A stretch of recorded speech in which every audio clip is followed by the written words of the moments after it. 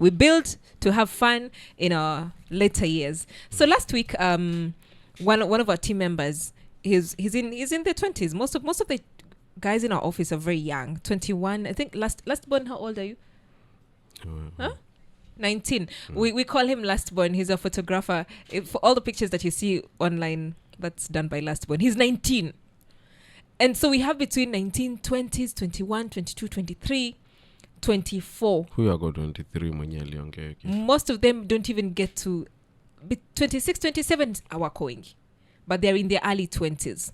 So this young man said he would like to know where should one be in their 20s, especially financially, right? Like, where should one be in their 20s financially? In studio today, we have Nancy Kariuki. She's a regional sales manager, Coast Region for ABSA Bank. Nancy, good morning. Good morning. How are you doing? I'm good. Thank you for joining us today. Now, Nancy, before we break it down, because we look at savings, investments, Nini, where should one be in their 20s financially? Okay. That's a good question. Yeah. So when you ask that question, it throws me back to what was I doing when I was 20? And if I had known what I know now, it would be totally different. Yeah. For me, a 20-year-old of nowadays is someone who is young, someone who is ready to learn, someone who has a lot of information at their disposal. Yeah. And someone who can be able to just at the click of a button be able to understand a lot more than what we could not understand before. And for me, if you're 20, then that means that this is the time that you're starting off. It's the time that probably you're looking at growing your income. Yeah. You're looking at making sure that you are stable in terms of your income. And that is the time that you want to have to define your spending so that, and I know this goes against all the feelings that we have when we are young, because I know when we are young, we are full of energy and there's a lot that we want to do. We want to go out, we want to have fun. Yes. We want to go for, what do you call them? Those drives that they take and you go to Naivasha in a weekend and come back. That is there. But for me, when you're in your 20s, then that is the time that you should think more about what are my goals? How do I structure my goals so that now I have my short-term plans and my long-term goals, so that then you can start thinking about how do I set aside money. For me, a 20-year-old should be able to set aside money for investment, like even 20% of your income. Why am I saying that, Miriam? Because at your 20s, you probably don't have a lot of responsibilities. Yeah. You're probably not thinking about your child in university who wants hundreds of thousands in school fees. So that is the time that you should be able to set aside much of your income towards savings and investments. And that is where I think you should start from as a young person. Set your goals early enough. Try and map out your income in terms of how much is it that you're having, how much is it that you're saving, and focus more on savings and investments. And we are going to talk about the difference between the two. Yes, we will. Yeah. And is it that, because you've said right now, and I like the fact that you've compared back then and right now. Back then, would you say that we didn't have the information? Or, because I remember when we cleared, we were in campus, and I remember one of my friends, I kept asking him, I was like, what are you doing? And he said, I'm home. And some of us had gone to look for side hustles, right? Not tafuta. And I said, hey, uko tu, you know? and he said, he's like, it's like he could have cared less, right? Yeah. With the opportunities we have now, would somebody be at a better space in their 20s? Exactly. That's what I'm saying. Because right now we have a lot of flexibility. If you look at right now at the click of your button, you can be able to open a money market fund. You can be able to save. There are so many vehicles that are open right now for you to be able to put in your money. So as a young person, there's also a lot of information out there that was not there before. I think before, especially for us older folks, you had to really go and look for this person to advise you. And I think probably the best way we knew how was to open a savings account and start putting your money there. And so right now, there's a lot of information out there, and I like the young people in terms of the way that they are responding to all these things, and they are actually, if you look at the response, there's a lot of money right now. If you just go to your Google and ask, the money that is sitting in this investment vehicles, it's quite huge. So that tells you there's a lot of opportunity. Okay. So now let's look at the main difference between saving and investing. For a young person, do they start to save fast, and then once they save, what exactly should they even invest in? Okay, good question. So savings, there are three things about savings. Yeah. Number one, savings is usually towards a goal. Yeah, you want to have a good holiday for Christmas. You want to save for maybe take up another course. Yeah. You have a goal. This is the reason why I want to save. The second thing is that the savings, they don't give you very high returns. It's basically about just saving the money for a purpose. Yeah. The third thing is that usually the savings are not associated with too much risk. It's a low risk item. Okay? Yeah. It's a low risk item. So those are the three things that you note about savings. It is for a purpose. The risk is low, so you're not taking on high risk. And usually also for savings, you can access that money as quickly as you want it. So that is how you can talk about savings. Yeah. And when you look at investments, it's more about growing your income. It's more long term. It is associated with risk. You have to look at the risk that is there, and then also compare it with the return. What happens, before you go to investment, what happens if I'm saving but I do not have a goal? And I understand what you're talking about. There's the bank I bank with. The bank I bank with has that option of set a goal, right? And I think that works for me. That has worked for me because I'm able to say I'm saving towards Saumu's school fee. Saumu is my daughter's school fee, right? Yes. Or I'm saving towards going back to school. Or right now with what I'm doing with my daughter, she wants a bike, and I'm doing the thing parents used to say, money does not come from trees. So yes, we open like a small a goal account. Yes. Right? Yes. And so we're saving towards that. Yes. Talk to me about having that kind of a focused goal and then just saving without a plan. Okay. Like you're saving, yes. You have your standing order, but you do not know what this money is supposed to be for. Yeah, it's supposed to have a goal, because remember, you can have the money for emergency. That's also a saving. Okay. You can have money for emergency. And the reason why you want to have a goal is so that you know when you have arrived there.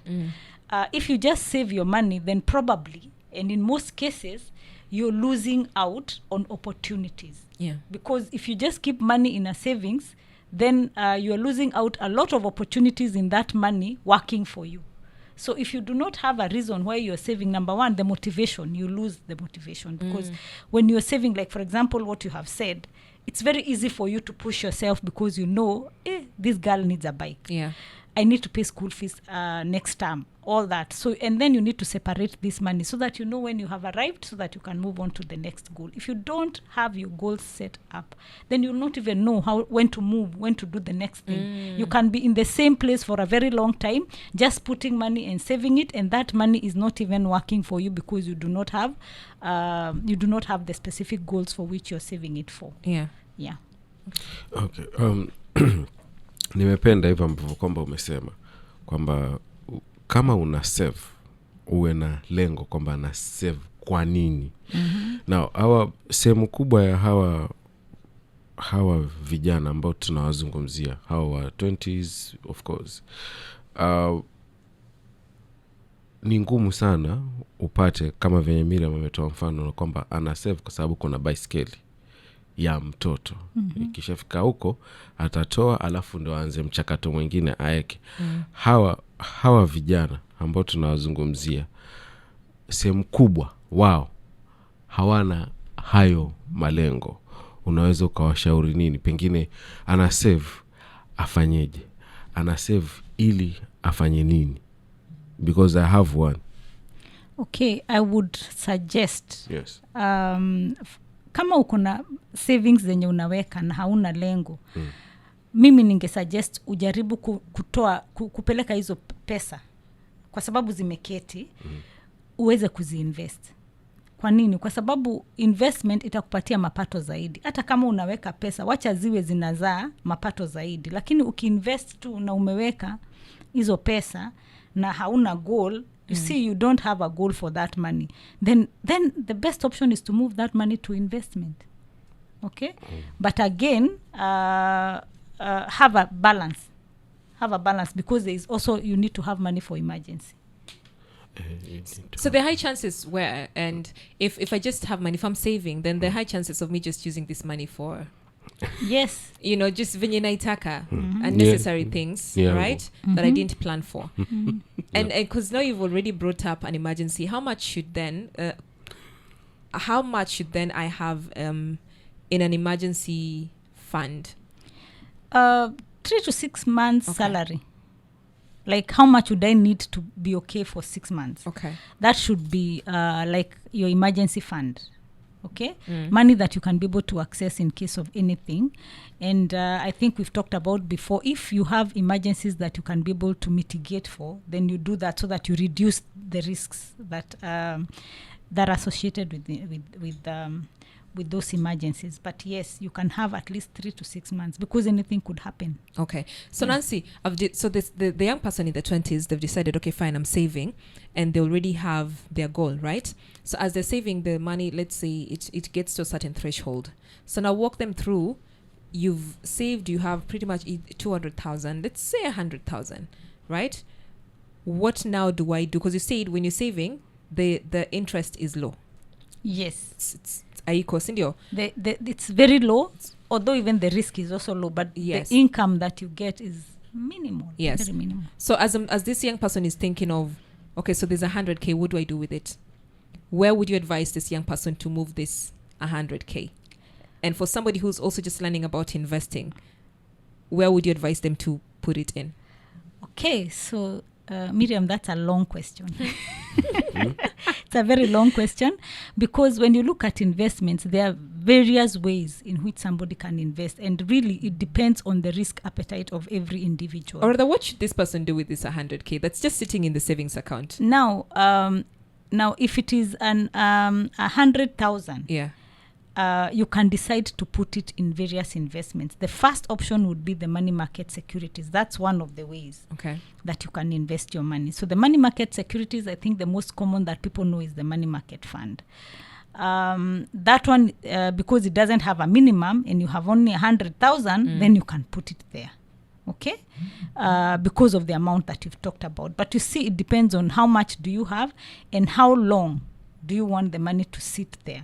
Because if you just want money to sit in an investment and then you can access it anytime, then you can choose the money market securities. Look for that, or even treasury bills. I think treasury bills minimum is still okay with 100,000. You can do that and put your money there. But the money market securities would be the best option. Okay. And is it worth, because now you've mentioned money market fund. Talk to me about money market fund and using high yield savings account. What's the difference? Okay, the money market savings accounts are not very high in terms of interest rates, but the money market fund will give you an income. The average in the market is actually above the T-bill rate, the 90-day T-bill rate, which is we usually use as a reference rate. So that money market fund, you can get in and you can get out at will. So it's not, the funds are not locked. Okay. And actually, if you have 100,000 and next month you have 10,000, you can add into the money market fund. So the flexibility and the fact that you can always make a high return, that is, we call it decent return without fixing your money, then that is the best option. Okay. A friend of mine told me about, he works for an insurance firm, and he said most people make a mistake when they feel like when you're putting money in a money market fund.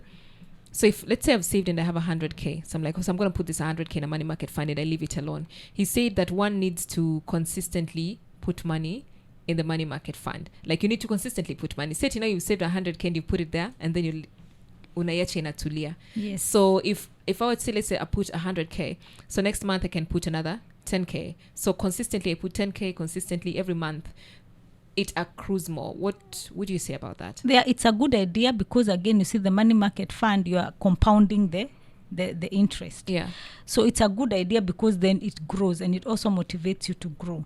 But money market fund, I would say it's there because it's the most common. But you see, there are still other ways to invest your money other than the money market fund. And I think young people need to explore other ways as well. Because when you just have the money market fund, and here we are talking about investment is about diversification. Yeah. It's about looking at where can I put my money so that then I have like a balanced fund of my own. You see? So we have very many ways that you can be able to do that. You can invest in stocks. You can invest in exchange traded funds. Those are like a basket of stocks that then you can buy a unit from. You can buy many other things in the investment world that you can be able to diversify in. But I know that the MMF we are talking about because of access, flexibility.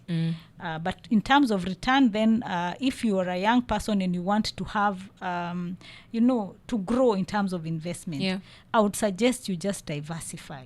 Have the money market fund that we are talking about. But you see, we are talking about someone in their 20s. Yes. Someone in their 20s can have different things while they are still young, so that by the time they are getting into 30, you have your units, you have your stocks that you have bought, and you don't have to do it directly. If you don't have the knowledge, you can still buy those mutual funds, you can still buy those ETFs, and you can be able to progress as a young person. The most important thing is, as a young person, have your diversification. And because you're young, I believe you can be able to have you have access to all these things in the internet, and you can be able to choose a diversified portfolio. Could you delve further in the investment vehicles that are available for a young person in their 20s? Wow. Okay. So we talked about the money market securities. Yes. And for someone who is we have the most stable one, which is usually the bonds. The fixed income securities. And these ones are for people who want to put in money and tier them. You have 500,000 this month. So it gives you income every other month. So the fixed income securities are the second option, but the income is fixed. Like you already know. You see, the money market fund, the rate changes all the time. But the fixed income securities, the return is high, it's fixed, but then the money goes. Then you only get the returns as they mature. So those are bonds. Then we have the listed shares. So the listed shares, they are available in the stock market. This one I know young people have access to. They have been able to go on the internet and be able to buy shares, either through a broker or even by themselves. I would suggest that you do that through someone, because of the knowledge part. Then you have the unlisted shares. Unlisted shares are not a very good option because of the risk. What is the risk? Unlisted, because you see, unaniambia uko na kampuni alafu mimi ninunue part of that company na ni yako, and we have not gone to the stock market, so ni mimi na wewe tumesikizana. So hiyo kampuni it's a private company, ikianguka, then my money is gone. Even direct stake in a business those are unlisted shares. It's very risky, but when the return comes, it's very high. You see, about investment is about the higher the risk, the higher the return. Is this what we hear when you so unlisted share, it's me having a company and Salim wanting to invest in my company, and I'm giving him 30% of that? Yes. Is that angel investing? Is So that like angel investing? Sort of, because you see, if you can have that, you can even have someone that a brother or a sister. They ask you for you to invest in their company. Now, those shares are not listed, and there are many other ways. You may not even have a relationship with that person, but you're admiring that company, and you can be able to invest, and you can buy unlisted shares. So that you can be able to make money as a business owner. When the financials come out and at the end of the year, you have direct stake in that business. So directly you get your share. You get, but that is risky, Miriam, because now if the profits are not made that year, Yeah. you're done, Yeah. isn't it? So that is why we call them unlisted shares. Direct stake in a business. You have decided to, you have money, you contribute and you start a company. That is also a way that you can be able to invest. And the other way, of course, is what we know, the real estate. Real estate, I think we don't need anybody to tell us about buying land, building houses, rentals. All those are real estates, and even rates that we can buy. Then again, the final option is the alternatives that we have. Mm-hmm. Yeah, we have alternatives. We have currencies that you can buy, derivatives. You have things like even insurance policies that you can buy. And there are investment vehicle for you, because at the end of a certain period, that insurance company has given you an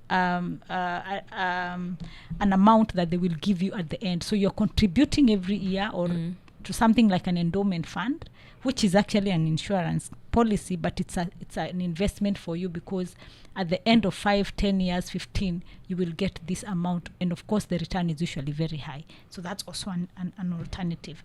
And young people can do that. They shouldn't be scared of such, because if they have already set their goal, and they're saying, and I know I have had young people say, me in the next 10 years, when I'm 30, when I'm 35, I want to do this. And the best thing for you is have that goal written down. Know exactly then how much money do I need every month, every year to get there. Mm-hmm. And you don't need to be scared about such investments. You can start, and then know that the sooner you start, the better for you. If it's 35, Salim, your age of retiring, then calculate and see how many years to that 35 and how much money do you need. Then at the end of that term, you'll have your 5, 10 million, 15 million. How much do you need to contribute towards that? Okay. Yeah.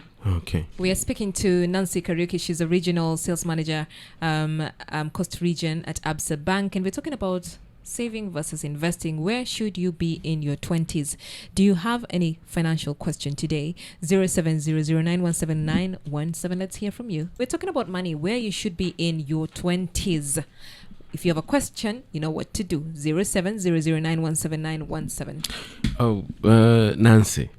Yes, sir. Umezungumza mengi lakini ukakuja kutaja real estate. Yes. That's buying land, pengine unanunua units ama unanunua land alafu ujenge, whatever the case. That's the case. Yeah.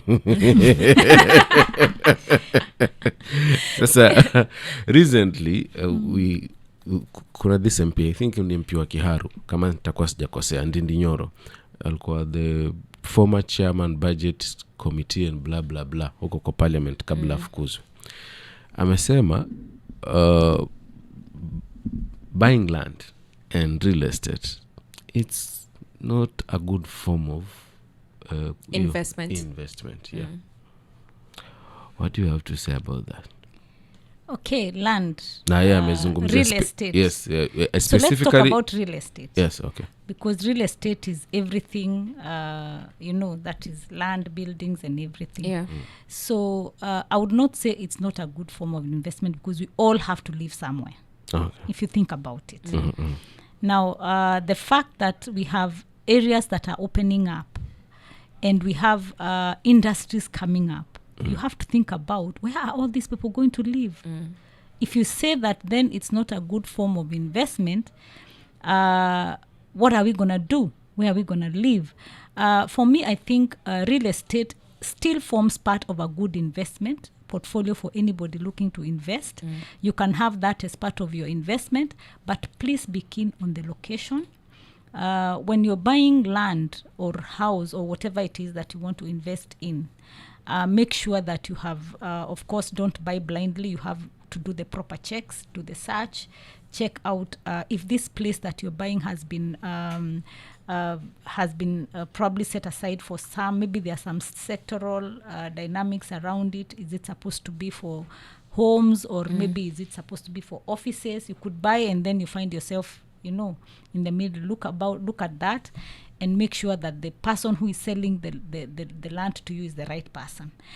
It's a good way to invest, because land will always appreciate. We will always be moving forward Mm. depending on where you buy. So location is the key. Location. Yes. location is the key. But I remember kwenye statement zake alitaja Nairobi. Now for example, to zero in Mombasa hapa, is Mombasa and Nairobi eroded to the extent that you can't make anything? Na tunajua ukuland iko huko mawinguni bei. We have already spoken that issue about location. So if you're looking to buy something, for example, in Mombasa, or let's say coast, let's not just say Mombasa, let's say coast, you should be looking at, okay, so if I'm buying, am I better off buying a unit in Nyali, or am I better off going further because of the developments that are coming up, and because of the way that it's crowded nowadays here in Mombasa? What are you looking for? I met a group of people who are going out of the town to look for investment opportunities outside the city, because they were talking about Mombasa is too crowded. Okay, which I understand. For any person who is looking to buy something and have a home or something, then you would talk about that congestion. But again, a young person will tell you, I want to reach the office quickly. Yeah. So I don't mind that flat in Nyali. Okay? I don't mind that 1-2 bedroom unit that I can be able to afford in Nyali, because, or in Bamburi, or in Tudor, because I need to save my transport cost. So there are so many things to look at, and I wouldn't say that real estate is a bad idea. I would go for it as part of my investment. In fact, there is no way that you'll be able to stay without buying for the rest of your life, Salim. Because at the end of the day, do you want to pay rent for the rest of your life? I would suggest no. And again, if you have that property, believe you me, it can unlock a lot of possibilities for you. Yeah. Because you see, if you want 10 million in the future to invest in something else, the best place to get your 10 million is in that house that you had bought 10 years ago. Isn't it? You can unlock that equity and do the next thing that you want to do. Okay, because it will have gone up. Yeah. So it's a good thing. Diversification, as we said. You can buy real estate. The rate of return is high. In the future, it will be worth much more, and it is a tangible asset. Okay? All right. Then how does one manage risk while investing? Okay. How do one manage risk? You have to look at, are you able to understand? Yeah. Are you able? Because sometimes you may want to invest, but you don't understand. So I think for me, in managing your risk, you have to be able to understand this investment that you want to put your money in, so that then you know that I can be able to do 1, 2, 3. What is the exit mechanism if I want to come out? If it is the risk, then can I then diversify so that I'm not putting everything in one risky place? Instead of buying shares in one company, can I have a balanced fund, or can I have an ETF where there are many other companies' shares that are in one unit? Yeah. So diversification can help you spread the risk and be able to manage your risk properly. And you're saying, so when you're young, you're able to diversify, but also with if we had to look at the income, right? Because again, we also have to base this on somebody's income. You have to make money to be able to save, to be able to invest, right? Yes. For somebody, if you're working with an income of 20 to 30, right? What do they even put aside? What do they even put aside as something that they're starting to save and then later on starting to invest? What I'm asking is, what opportunity does this person have when it comes to diversifying the investment? Okay, so the rule number 1 is of financial planning is you save a percentage of how much money you're earning, isn't it? So, and because we know that, then that means that whatever income you have, a percentage of that goes towards savings. Yeah. We know that we can do 10% at a minimum, but we can even do 20 if we still can be able to set aside more money. Yeah. So it's about saving a percentage of your income and making sure that you're living within your means, making sure that you're planning your money very well, and spending as little as possible to help you make sure that you're saving. Remember, if you don't save because you're earning little, then you'll not move anywhere. As a young person, you'll be stuck. You'll be earning all your money and spending. So even if you're thinking about something else that you can do as a side hustle, where will you get the little capital that you need to start or generate an extra source of income? So again, it is very important as a young person to set aside money because you want to grow. And you cannot grow if you're not setting aside money. Anything. So if I have debt and I also have a student loan, is it okay to invest when I have debt and I have the student loan as well? Yeah, okay. When it comes to debt, you have to set aside money to clear your debt. And I know the good thing with student loan is that you can pay small. I have seen people who are paying 2,000 or 3,000 in a month until they can afford to pay more. Okay. And the good thing with the help loan is that it allows you that option as long as you can be able to start putting in something. Yeah. As a young person, don't ignore your debt because they will come to bite you later. And if you ignore your debt, remember, the more it stays, the more expensive it becomes. Because again, with the debt, it accrues interest. So I would strongly insist on making sure that you're servicing your debt in whatever way you can. As a young person, don't allow it to continue growing and you're not doing anything about it. Yeah. I have seen instances where people have waited until they are 30, 35, and now they are coming for a big investment, and yet their CRB still has a debt that they decided to forget about. Yeah. So that is not good for a young person. So as soon as you start working, start putting something small towards that debt, and you'll be surprised. It will really go a long way in reducing that debt burden. So even if it's 2,000, put it there every month and make sure that you're reducing your debt. Okay. Yeah. We spoke about the goal, having a saving towards something. And so would you advise, so if I'll give an example for somebody who's thinking they're saving towards going back to school, and then they also want to buy a car, right? And then maybe they're also saving for vacation. Would you advise somebody to spread it thin, or prioritize and say, first we start with this one, and then we go to this, and then we go to the other one? Okay, I'm a more traditional person. Yeah. So if you're thinking about such goals, I would suggest that you go for the one that will help you generate more income after, which is the education. Because the minute you grow in terms of your level of education, you learn more, you are able to climb higher and even do more things, make yourself more useful in the society when you know more. So if you're planning to learn, then I would suggest you start there. So you start with because something the that car, it is a good to have. Yeah. Remember our basics of financial. It's a good to have, but it is not going to generate any income for you. It's a liability. The education will actually help you to grow. Yes. So the car is good to have. Yes. And I know it feels good, but it's not a priority. So you'd say somebody prioritizes something that would also be able to help generate them income. Exactly. At what point do we enjoy money?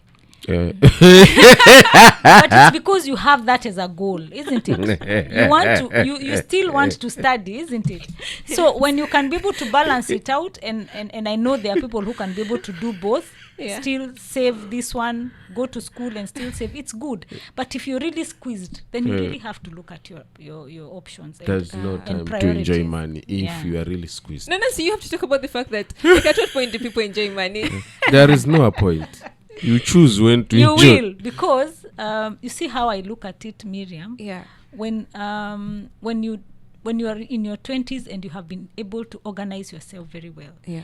And I'm looking at when I'm getting into my 30s to 40s, they're in between, and I'm settling in life, and I have been able to generate income, passive income, out of this all the other investments that I have been doing in my 20s.